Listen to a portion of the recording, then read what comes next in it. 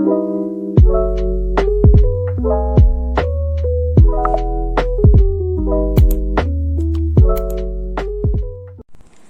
good morning. Ichina mayam kamai tongnari.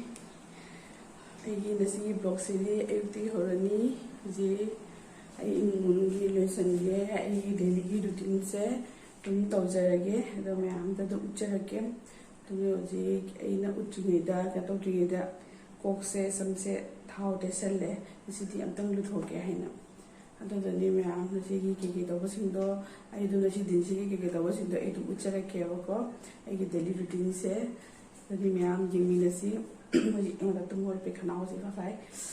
kenal sih.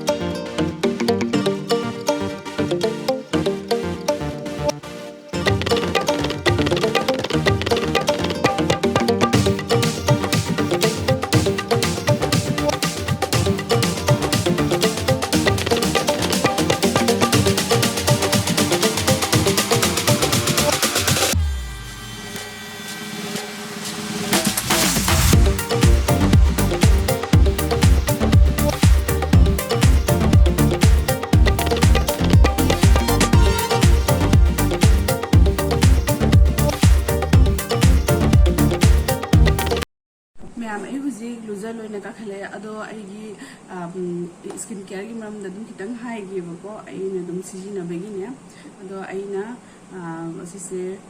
face serum se mama earth ki ne bako mama earth ki face serum vitamin C se asise jam phai bako skin ai hana mai amna keno oirami bako ado do pores khara khara ga thokpa ka to asise ka to bra dum yam phai ba some lightly oil se te daga ai purma thungna batei ba tawi ba kitang ma half khraga ne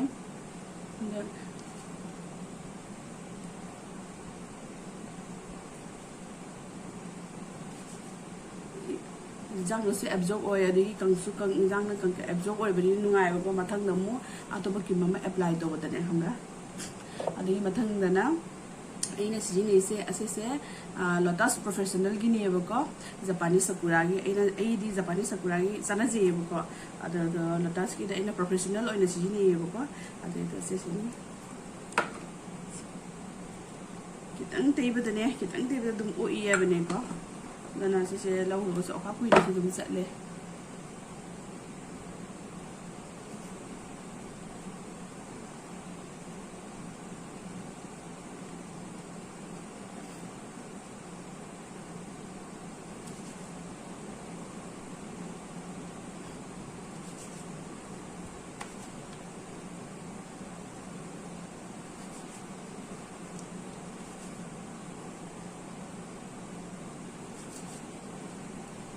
ngangkan dengan biro sisina kitang absorb abda kitang kuina changhe ba doisu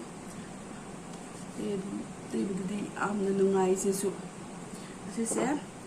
skin se lightening brightening oil bane ko ado dogi dona te bada dum ke to mama ai skin gadi yana chana ji ko sise all type skin ni skin pura mo su sani e bisi se ko ado lotus professional gini sijina di professional sijina basana di phawa he li ba ko ado ni mai gi apam ba ke logi matung ni nani ado di mathang lena sise lotus professional gi sunscreen से SPF 15 है बको ma'am sunscreen से दिको जहाबु ओयसु sunscreen से कौबिनु को ꯃꯄꯥꯟꯗ ꯊꯣꯛꯄꯗ ꯏꯃꯨꯡꯗ ꯂꯩꯒꯦꯔꯥ ꯃꯄꯥꯟꯗ ꯂꯩꯒꯦꯔꯥ ꯁꯟꯁꯀ꯭ꯔꯤꯟꯁꯦ ꯁꯤꯖꯤꯟꯅꯕ ꯌꯥꯝꯅ ꯃꯊꯧ ꯇꯥꯏ ꯑꯩꯈꯣꯏꯗꯤ ꯑꯩꯁꯦ ꯃꯌꯥꯝ ꯁꯤꯁꯦꯅꯤꯀꯣ ꯂꯣꯇꯁ ꯄ꯭ꯔꯣꯐꯦꯁꯅꯦꯜꯒꯤ ꯁꯟꯁꯀ꯭ꯔꯤꯟꯅꯤ ꯑꯗꯣ ꯃꯌꯥꯝ ꯑꯁꯤꯁꯦ SPF 50 ꯅꯤꯀꯣ ꯃꯌꯥꯝꯅ ꯁꯤꯖꯤꯟꯅꯕꯗꯅꯦ SPF ꯁꯦ ꯈꯤꯇꯪ ꯌꯥꯝꯅ ꯀꯩꯅꯣ ꯇꯧꯕꯅ ꯐꯩꯕ ꯑꯗꯨꯒ ꯈꯔ ꯃꯥꯏꯍꯤꯡ ꯀꯥꯕ ꯃꯥꯏꯗ ꯈꯤꯇꯪ ꯇꯧꯕꯗꯣ ꯑꯗꯨꯅ SPF 70 ꯁꯤꯖꯤꯟꯅꯕꯤꯌꯣꯕꯀꯣ ꯑꯗꯨꯗꯨꯅꯤ ꯑꯩꯅ ꯑꯗꯨꯝ ꯈꯤꯇꯪ ꯈꯪꯖꯕꯗꯣꯅꯤ ꯍꯥꯏꯁꯦ ꯌꯥꯝꯅꯒ ꯑꯩꯅ ꯈꯪꯅ ꯍꯩꯕ ꯅꯠꯇꯦꯕꯅꯦꯀꯣ ꯑꯗꯣ ꯑꯗꯨꯝ ꯑꯩꯅ ꯈꯤꯇꯪ ꯈꯪꯖꯕ ꯑꯗꯨꯗꯨꯅꯤ ꯃꯌꯥꯝ ꯑꯗꯨꯝ ꯁꯦꯌꯔ ꯇꯧꯅꯤꯡꯗꯅꯅꯦꯀꯣ ꯑꯗꯨꯅꯤ ꯌꯨꯝꯗ ꯂꯩꯒꯦꯔꯥ ꯃꯄꯥꯟꯗ ꯂꯩꯒꯦꯔꯥ ꯖꯍꯥ ꯊꯣꯛꯀꯦꯔꯥ ꯁꯟꯁꯀ꯭ꯔꯤꯟꯁꯦ ꯁꯤꯖꯤꯟꯅꯗꯕ ꯌꯥꯗꯦ ꯀꯩꯅꯣꯗꯤ ꯑꯩꯈꯣꯏꯒꯤ ꯑꯦꯖꯁꯦ ꯅꯣꯡꯃ ꯅꯣꯡꯃꯒꯤ ꯑꯍꯟ ꯑꯣꯏꯁꯜꯂꯛꯏꯅꯤꯅꯅꯦꯀꯣ ꯑꯗꯨꯗꯒꯤ ꯑꯗꯨꯅꯤ ꯃꯌꯥꯝꯀꯣ ꯁꯤꯁꯦ ꯈꯤꯇꯪꯇ ꯃꯦꯠꯂꯒꯁꯨ ꯑꯗꯨꯝ ꯇꯧꯕꯅꯦ ꯑꯗꯣ ꯁꯤꯁꯦ ꯑꯁꯤꯒꯤ ꯂꯣꯇꯁꯀꯤ ꯀꯩꯅꯣꯁꯦ ꯉꯧꯁꯨ ꯌꯥꯝ ꯉꯧꯕꯅꯤ ꯉꯧꯊꯣꯛꯄꯅꯦ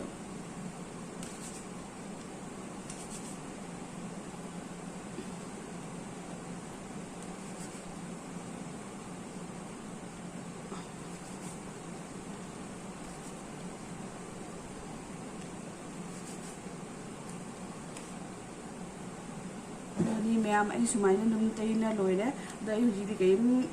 ꯃꯦꯀꯞꯀ ꯀꯦꯔꯔꯣꯏꯒꯦ ꯍꯧꯖꯤꯛ ꯑꯩ ꯂꯥꯏ ꯈꯨꯔꯨꯝꯗꯣꯏꯅꯦ ꯍꯥꯏꯕꯅꯦꯀꯣ ꯑꯗꯣ ꯃꯌꯥꯝ ꯑꯩ ꯂꯥꯏ ꯈꯨꯔꯨꯝꯃꯨꯔꯒꯦꯀꯣ ꯌꯦꯡꯅꯁꯤ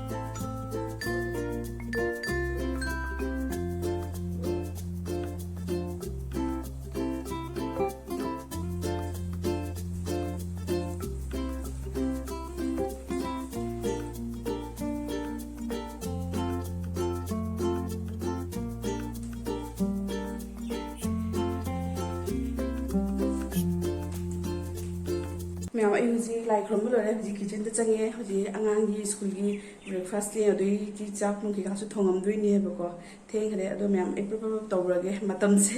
ꯂꯩꯇ꯭ꯔꯦꯕꯀꯣ ꯑꯗꯨꯗꯒꯤ ꯃꯌꯥꯝ ꯑꯗꯨꯝ ꯌꯦꯡꯃꯤꯟꯅꯁꯤ ꯑꯩꯒꯤ ꯀꯩꯀꯩ ꯇꯧꯕꯁꯤꯡꯗꯣꯀꯣ ꯃꯌꯥꯝ ꯑꯉꯥꯡꯒꯤ ꯇꯤꯐꯤꯟꯁꯦ ꯁꯤꯗ ꯂꯩꯔꯦ ꯃꯥꯅ ꯁꯤꯗꯤ ꯃꯦꯒꯤ ꯄꯨꯒꯦꯅ ꯍꯥꯏꯌꯦꯕꯀꯣ ꯉꯁꯤ ꯅꯍꯥꯟꯒꯩ ꯄꯤꯖꯗꯦ ꯑꯗꯨꯗꯣ ꯉꯁꯤꯁꯦ ꯃꯥ ꯄꯨꯒꯦ ꯍꯥꯏꯅ ꯀꯩꯅꯣ ꯇꯧꯕꯗꯨꯒꯗꯤ ꯑꯗꯨꯗꯣ ꯁꯤ ꯑꯣꯏꯅ ꯊꯣꯛꯄꯤꯔꯦ ꯑꯗꯣ ꯃꯥꯒꯤ ꯗ꯭ꯔꯥꯏ ꯐ꯭ꯔꯨꯠꯁ ꯈꯤꯇꯪ ꯍꯥꯞꯄꯤꯔꯒꯦ ꯑꯁꯤꯒ ꯀꯤꯁꯃꯤꯁ ꯑꯅꯤ ꯑꯍꯨꯝ ꯑꯃꯒ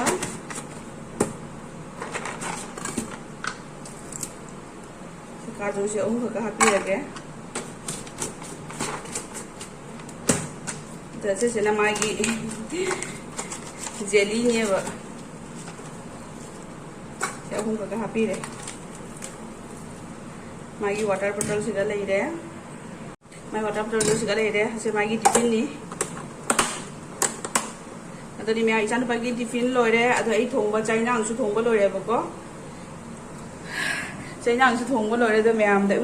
ꯎꯠꯆꯔꯛꯇꯔꯦ ꯑꯗꯨꯗꯣ ꯑꯩ ꯀꯩꯀꯩ ꯊꯣꯡꯉꯦ ꯍꯥꯏꯗꯨꯗꯤ ꯑꯗꯨꯝꯅꯦ ꯆꯥꯅꯕꯨꯗꯤ ꯀꯩꯅꯣ ꯑꯣꯏꯅ ꯊꯣꯡꯗ꯭ꯔꯦ ꯍꯥꯏꯕꯅꯦ ꯑꯗꯨꯝ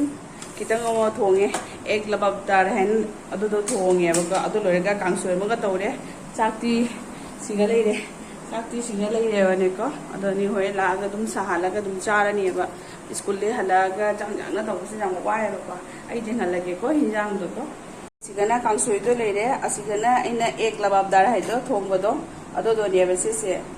adoni मैम असीगी रेसिपी से अने दुम मैम उचरके अदोदा अइना थोंबगीदी अइ मैम दु लौद्रेबको अइना रेसिपी बुदी दुम अइना थोंगगने तबदो दुम अइ मैम दा हाइजरके उचरके को मैम अइ हुजी थोगे तौरी रेडी ओइना लोइरे हंगांग स्कूल थिलुगे अदो लरगा स्कूल ददी ngahak leirक्तोइनी हाबने को मंगाइना साइ सुबुदी थोंगनो लोइरे थनामे होय हलागा दुम गतोदोइ अदो मैम स्कूल की थोपसे दुम यंगमिनसी नत्रा मैम नदि फरे चमिनसी Messi. Now, ay ga auto da lai hai tharo baba. Ado school chali, hoy outdates tani. Dress laite.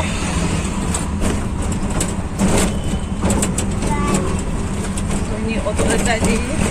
Undara ko mo mi halake myam da. Okay ba? चलो मैं चल पाएगी स्कूल जाओ रे ये तो भाई कहाँ करता पीने कहाँ वहाँ से गई कहाँ खरानी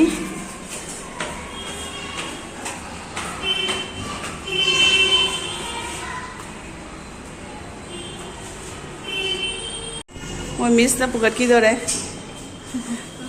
नहीं ऐसे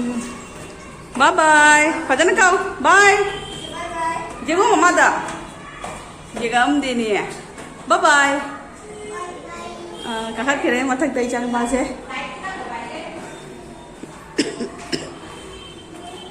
हम आई हुजी स्कूल लेगी लापता गाइरी अदो दो हम तो फिरन के कासे